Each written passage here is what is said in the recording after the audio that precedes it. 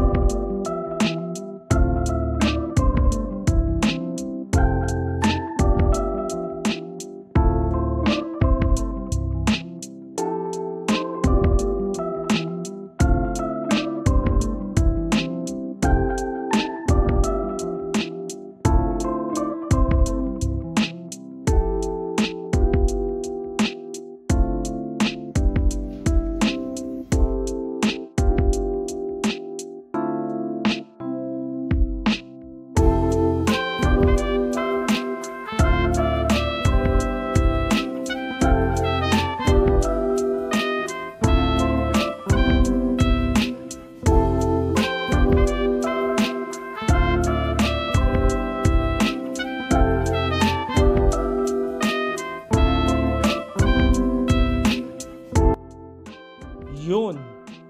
Ayan. Kita nyo naman, bagong tasa ko ngayon. And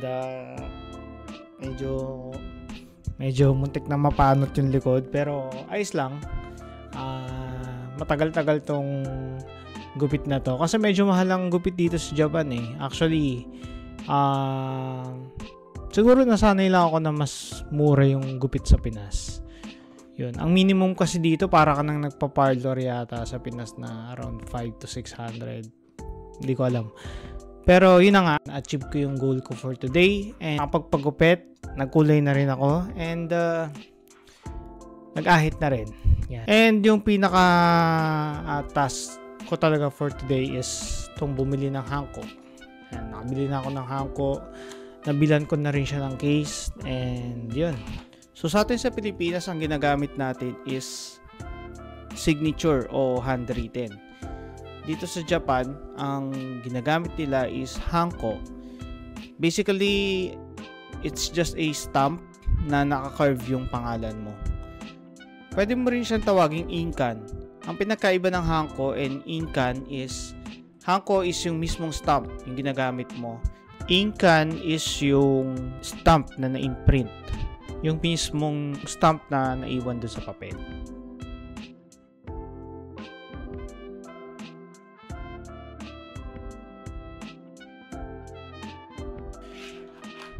So, sa mga darating na video, I will try to make it more interesting and hopefully more helpful. Yan. So, paano? Yun na lang. Bye-bye.